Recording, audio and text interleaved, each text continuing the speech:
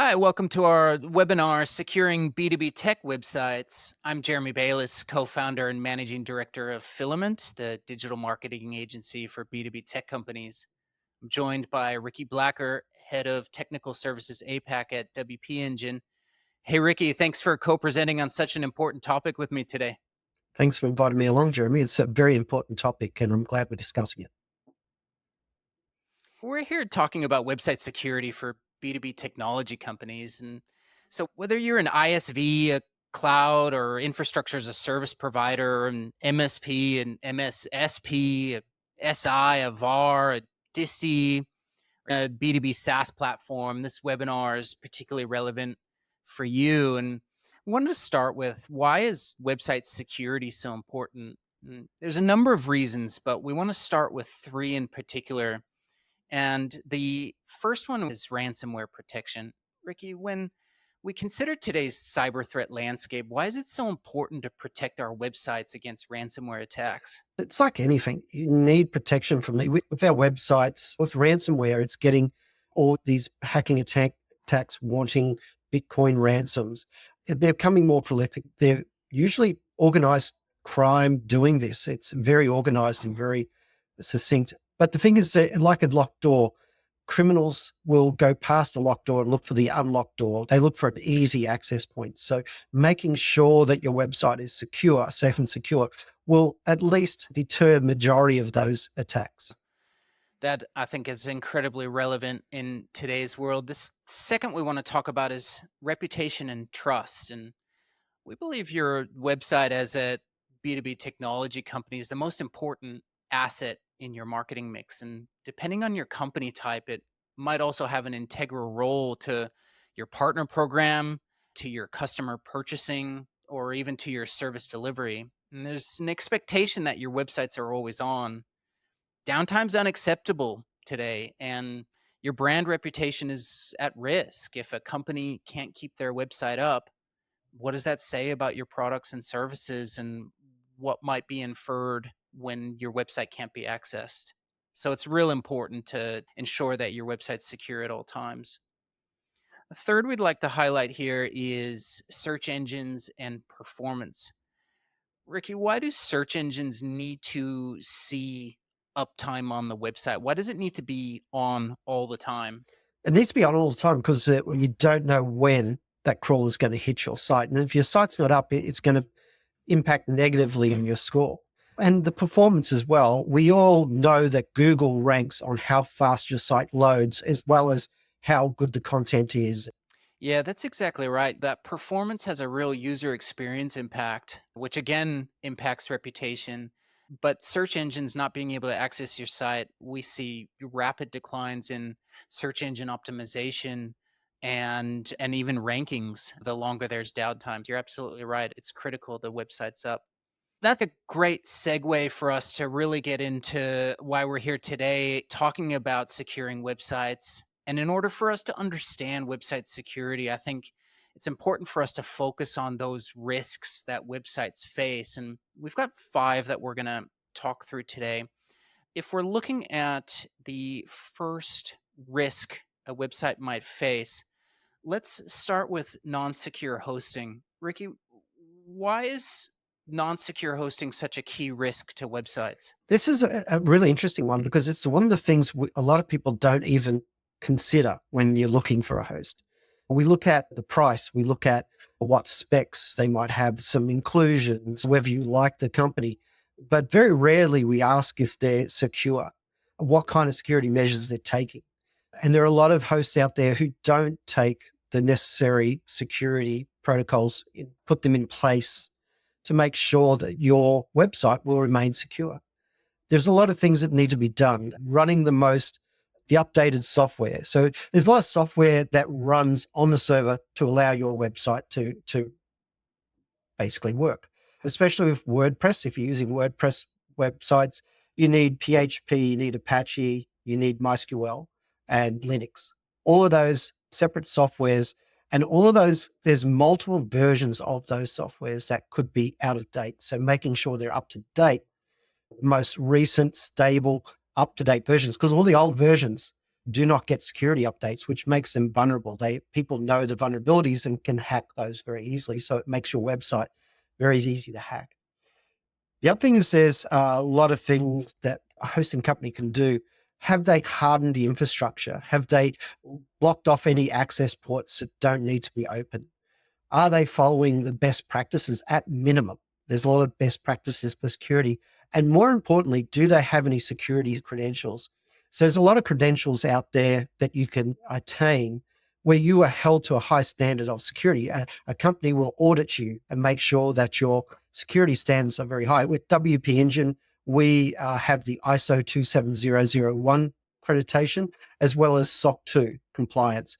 And they're very important because that holds us. We get audited on those every year, and we have to maintain a very high level of security across our entire platform. And it extends to how we hire people, what access we give our staff, how we treat your website, how we keep it secure. So checking whether your host has that kind of security in mind, if they keep their platform secure, is very important. I agree. I think there's going to be an increased focus on this. B2B tech company business leaders are aware of regulatory and compliance that they need to adhere to, both for themselves as well as for their clients, and extending that to their website as well as where it's hosted is going to be increasingly important. Yeah. Let's move on to the second risk here. No disaster recovery plan. What's going on with no DR plans, Ricky? Yeah, and these can be called various things. Disaster recovery plan, business continuity plan. There's a lot of words that we can throw around and letterings to describe this. But basically, it boils down to how we are going to get your website up if a worst case scenario happens. No matter whether you're using cloud or dedicated infrastructure, it all resides on a computer somewhere. And what happens if that computer goes down? If an entire data center goes down, and it could be down for some considerable time, maybe there's been an earthquake in that region, something's happened. How are you going to get your website back up? So good hosting companies will have a disaster recovery plan so that if the worst case scenario happens, they have a way of getting that back up. And with us, like with WP Engine, for example, we keep all of our backups. We back up on a daily basis. Sorry about that. We back up our sites on a daily basis. We can bring those backups there, cloud hosted across various data centers. So we're not relying on one data center to host that backup, and it's away from the server that your website's on. So that means even if your entire data center goes down, we can grab that backup, go to another data center, and bring your website back up. It will take a little bit of time, but it's not going to be, if you don't have that disaster recovery plan in place, the chances are your site could be down for days rather than maybe an hour or two.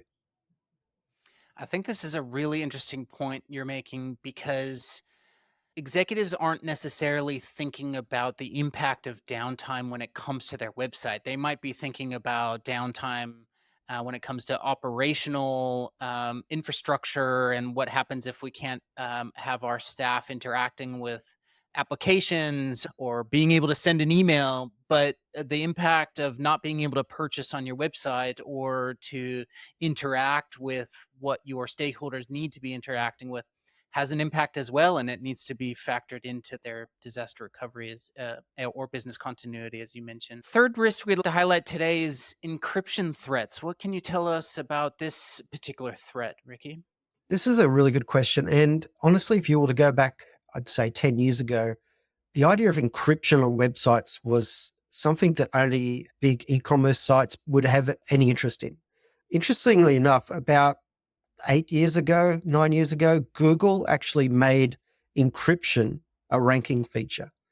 Where apart from keeping your website safe, encryption is also good for your ranking because it shows to Google and any other search engine that you take your website seriously and you want to make sure that it's encrypted. And when we're talking about encryption, the most basic one is what we call an SSL, or when you see the HTTPS.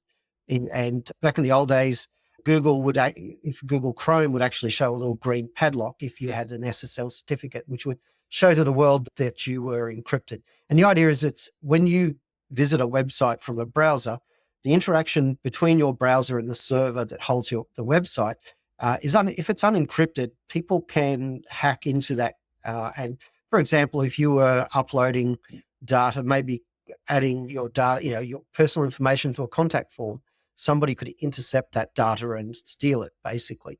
Within SSL's encryption, it encrypts it like on our telephones. On our mobile phones, there's an encryption on that so people can't listen in on your calls. So we have this encryption, the SSL encryption, which is most hosts will actually give to you for free these days.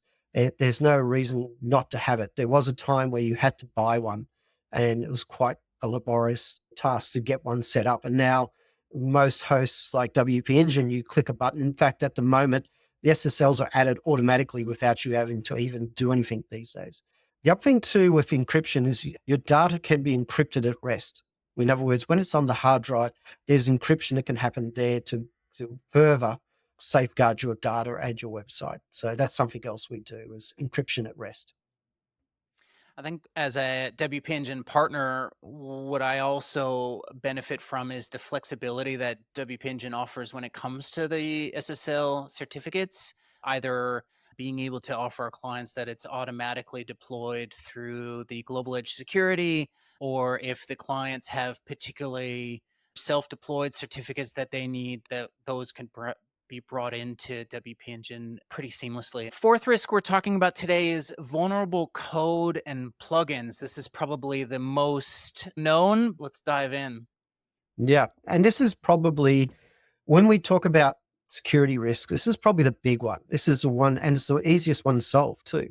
Security every year put out a report on the top three CMSs, which are Drupal, Joomla, and WordPress usually ranks at 96%, has 96% of the hacks, basically. And a lot of people look at that and say, oh, WordPress is very insecure.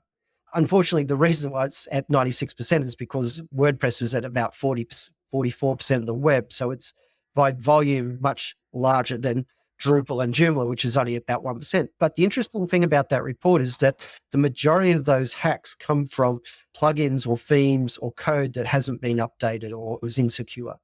So with WordPress, especially, you have plugins and themes and WordPress core itself, which are constantly updated. Whenever there is a vulnerability found, that the powers that be will jump on that and make sure that the code is updated and then an update is released. So keeping your plugins and themes updated and the code, making sure if you do write some custom code yourself, you need to make sure that it's kept secure. And that's why we have agencies that do all that for you to make sure that the code's safe and secure. But that's probably the main reason people do get hacked is they don't manage the updates on the plugins and themes, especially. And also going back to my original, the first question there, we were talking about secure hosting. Once again, that software, the LAMP stack, any software, any infrastructure running, if it's running software, that needs to be kept up to date as well. It suffers the same problem. If it puts out of date, there's vulnerabilities that can be exposed. Thank you for the detail in there. I think this is such an important and critical topic as leaders are thinking about in what ways does their website actually need a managed service layer to it to ensure constant protection. Is very important. Let's move on to our final risk, website access controls. What does that mean, Ricky? That's a good question. And once again, this is one of the most common ways that sites can be hacked or made vulnerable. Access controls. When we have a website, a lot of times we need to get into the back end of the website to make changes, or people may be creating content, or even customers, if you have an e-commerce site, they have a certain level of access to the website to become a member of a website. At an e-com store, you become a member so you can check out faster and get more personalized shopping experience. Every time somebody accesses a part of the website, it exposes it to potential corruption or hacks happening. So how can we limit that? And there's lots of ways we can secure websites. At a very basic level, we'll try and what they call brute force access into a website. And that's where they will just if you have no limits on how many times somebody can try and log in, they can basically run, especially if they get access to a username, they can run a whole heap of different passwords until they find the right one. It does take time, but if you don't limit, so one of the easiest ways that you can stop that is to limit the login attempts. So if you try to log in 5 times and it fails, it'll lock you out for 20 minutes. And if you do it again after 20 minutes and it fails after 5 times, it might lock you out for an hour. So things like that will deter, because a lot of these hacks don't actually happen from a person sitting at a computer trying to hack in. It's software that scans the internet looking for insecure websites. If they once again, if they hit a hurdle, they'll move along to the next one that might be easier. So having a limit of login attempts, which we do at WP Engine out of the box, is probably one of the first ways to do that. The other thing that I see a lot of issues with, people will get a website, they'll get the login, and there might be 10 people in the company and they'll say, hey, here's the login for the website, and they'll share that login with 10 people. There's two reasons you really shouldn't do that. While it is the easier way to do things, that means that you've got 10 people who potentially can cause problems on the website. And it's also very hard, if there is a problem, to identify who caused the problem if everybody's logging under the same login. Also, if you're creating content, you can't have two people in the same login creating content. You need that. It's WordPress is very clever in the way that if two people are trying to create content on the same page, it knows that they're doing that, and it'll let you know. But if you're using the same login, it just assumes it's the same person, and you could actually overwrite somebody's content without knowing it. The other thing too is when you're setting up so setting up separate users is really important. So everybody has their own login, but also setting up roles. So you, like anything, you can have a super admin and then admins, and then you can have content creators and customers, for example. You don't want to give customers full access to your website. You lock them down to a very basic amount of information. Setting roles, and there's plugins out there that you can get that you can create roles with, or there's ways you can do it within WordPress. So limiting how much somebody can access is very important. On top of that, probably the easiest way to really make it secure is to have multi-factor authentication, and you can get plugins for that. Multi-factor means that even though you might have the username and password, you might need to use your mobile phone to do an extra thing to log in, or maybe you have to use an authentication program or something like that. Having two steps means that even if somebody, because one of the ways that people can hack in is just walking through an office, and people will have a sticky note with their username and password, and somebody can just easily walk through, take a photo of that with their phone, and next thing they're hacking into your computer system. So having the two-factor stops that kind of thing as well. Or malicious, and having these website access controls helps you mitigate these risks as you're controlling who's able to access the website and in what way and for what reason.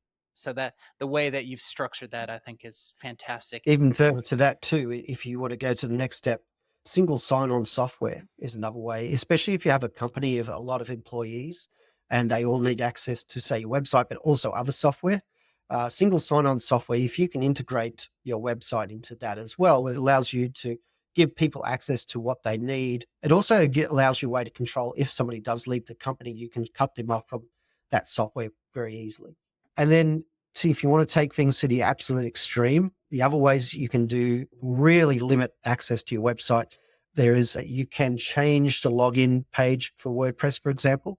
So it's very well known what the login page URLs are. So some people will actually change that URL so it's not as easy to find. People who know what the URL is can find it.